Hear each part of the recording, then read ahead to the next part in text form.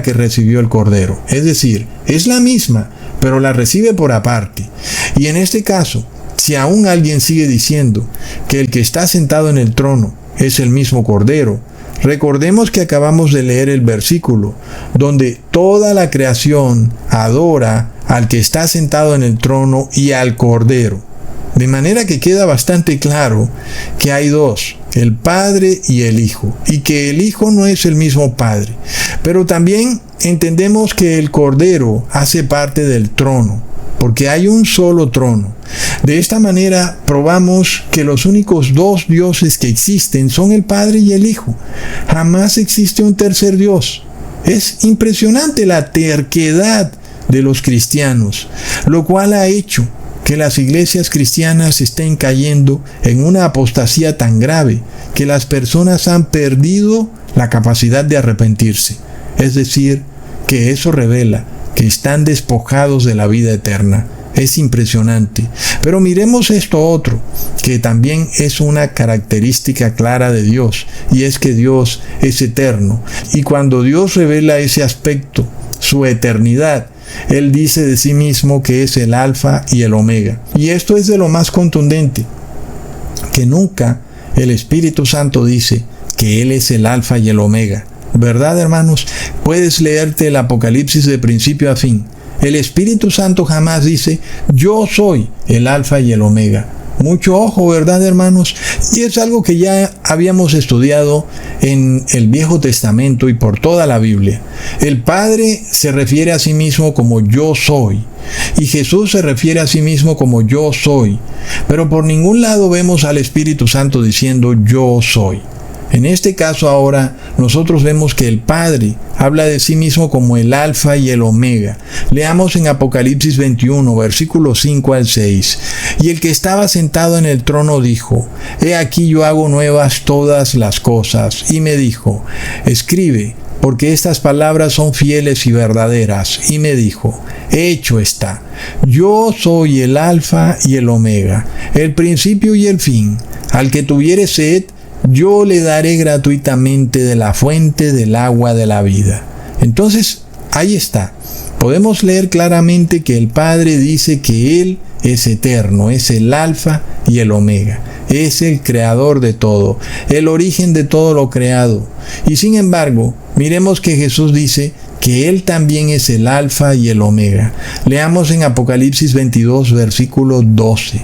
He aquí yo vengo pronto, y mi galardón conmigo, para recompensar a cada uno según sea su obra. Yo soy el Alfa y el Omega, el principio y el fin, el primero y el último. Y aún si piensas que este no es Jesús el que está hablando, leamos lo que dice el versículo 16. Yo, Jesús, he enviado mi ángel para daros testimonio de estas cosas en las iglesias. Yo soy la raíz y el linaje de David, la estrella resplandeciente de la mañana. Ahora, ¿acaso hay algún versículo en todo el Apocalipsis donde podamos leer que el Espíritu Santo diga, yo soy el Alfa y el Omega? La respuesta es un rotundo no, hermanos. Y además, ¿será que hay algún versículo en el Apocalipsis donde los ángeles y los 24 ancianos adoren al Espíritu Santo y digan que para Él es la gloria, la honra, el poder y el reino? La respuesta es un rotundo no.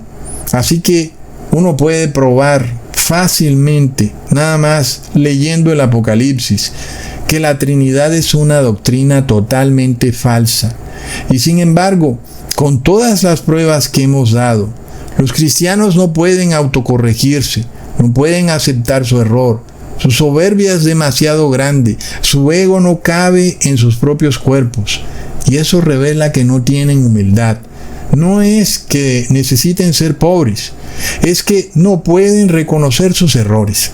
Y si no pueden reconocer sus errores, mucho menos pueden enmendarlos.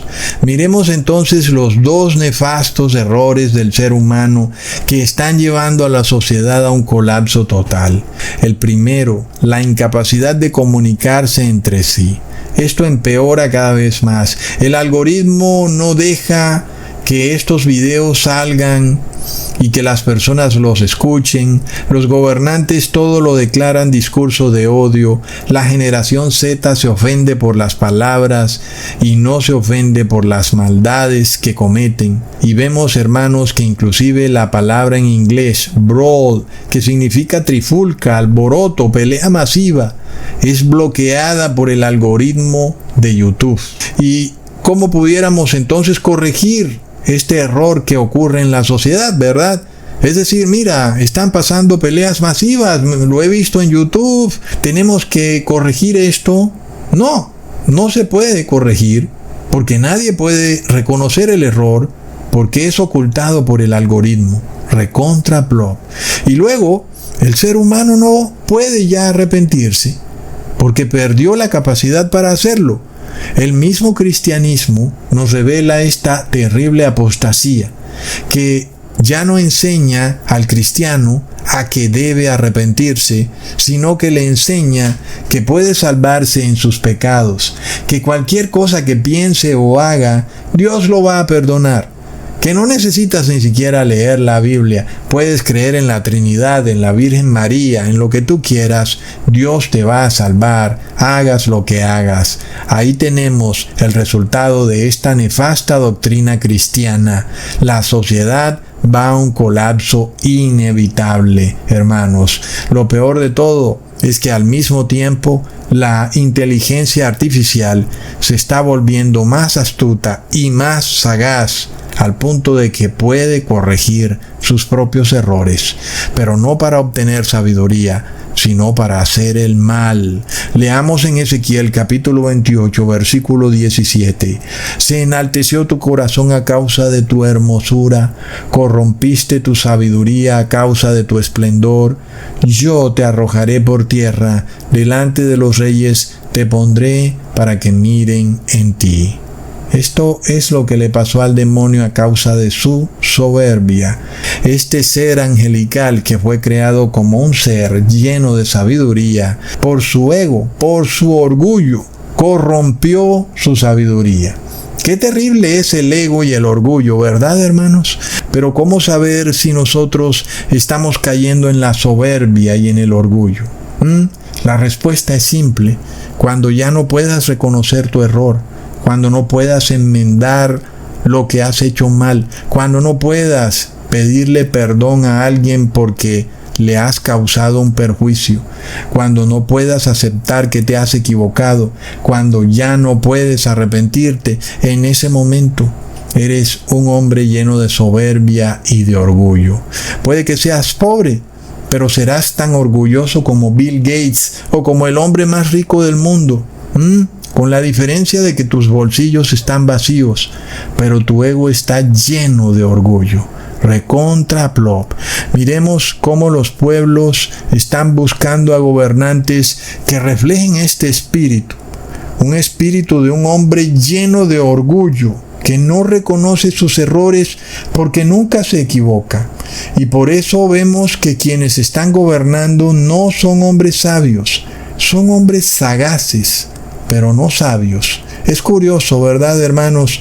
A raíz del video pasado que hice con relación al terremoto, dando prueba clarísima de por qué ocurrieron estos terremotos en Venezuela y Colombia, salieron a decir que el terremoto fue un mandato de Dios. Plop, ahí está. No reconocen su error. Prefieren achacarle la culpa a Dios en vez de ellos reconocer su error. El terremoto ha ocurrido porque somos idólatras. No pueden reconocerlo, ¿verdad, hermanos? Que no te pase eso a ti, que no caigas en esa forma de actuar, en que no puedes reconocer tu error, no puedes darte cuenta que estás haciendo algo mal. Y cuando alguien te lo dice antes, cierras tus oídos, cierras tus ojos, no quieres saber nada.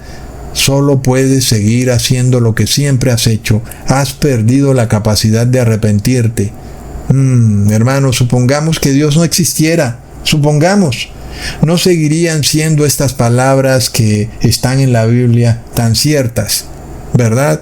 El soberbio no puede reconocer su error y por eso su condición de orgullo lo lleva inevitablemente al fracaso. Eso es bastante sabio y claro.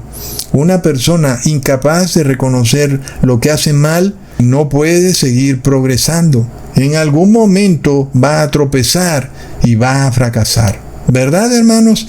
Es decir, las palabras de Dios son sabias. Así que uno puede ver que Dios sí existe, porque su palabra está llena de sabiduría y su palabra es irrefutable. Leamos en Proverbios capítulo 16, versículo 18. Antes del quebrantamiento es la soberbia, y antes de la caída la altivez de espíritu. Por supuesto que es algo que uno puede ver, que es cierto. Miremos el espíritu del Papa de Roma. Es pura soberbia, es pura altivez. Se declara como un ser infalible, como si fuera Dios. No puede reconocer sus errores. La infalibilidad papal declara que aunque el Papa se haya equivocado, nunca se ha equivocado. Su error nunca debe ser reconocido, ni nunca debe ser enmendado. Hermanos, impresionante. Aunque la lógica y la palabra de Dios revela que las estatuas no ven, ni oyen, ni saben nada, y que adorar una estatua no tiene lógica, porque no puede ver que la estás adorando, el Papa se empeña en que deben adorar a estatuas. ¿Verdad? Es de locos. Y uno puede entender por qué los imperios en algún momento tienen que colapsar. Y por eso colapsó Babilonia. No colapsó porque su ejército era regular, porque se quedaron sin armas, porque se despojaron del dinero. No colapsó por nada de eso. De hecho, Babilonia colapsó cuando estaban en la cúspide de su poder. ¿Y por qué? Porque en ese momento había una altivez de espíritu en sus habitantes. Nadie podía corregir sus errores. Y un día dejaron la puerta abierta de la ciudad y por ahí entró el imperio medo-persa. ¡Qué error tan estúpido!, ¿verdad, hermanos? Es un error producto del orgullo, de la soberbia. ¿Y qué es orgullo? Orgullo es nacionalismo. Pero hoy nosotros no solamente vemos al nacionalismo, vemos también al nacional cristianismo. Dos instituciones que hoy en día son de lo más orgullosas, el Estado y el cristianismo. Ambas unidas van directo al fracaso. El nacional cristianismo recontra plop. ¿Por qué colapsó Jerusalén? Sus líderes religiosos no podían aceptar que Jesús tenía la razón, reconocer que ellos estaban equivocados, que Jesús estaba en lo correcto. No podían hacerlo. De manera que Jerusalén fue destruida por completo, arrasada cuando ese rey vino a poner baluartes alrededor de la ciudad, y no habían ya en ella hombres sabios para salvarla. Todos huyeron a las montañas. ¿Verdad, hermanos? Impresionante. Ahora entendemos por qué los 24 ancianos arrojan sus coronas ante el trono de Dios. No es solamente una señal de respeto, es una señal de humildad que revela el reconocimiento que nos enseña que Dios es la autoridad moral.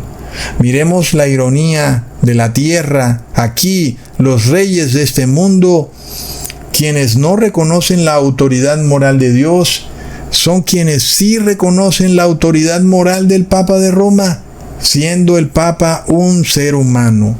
¿A qué punto llegan estos gobernantes de la tierra que echan sus coronas de sus cabezas y se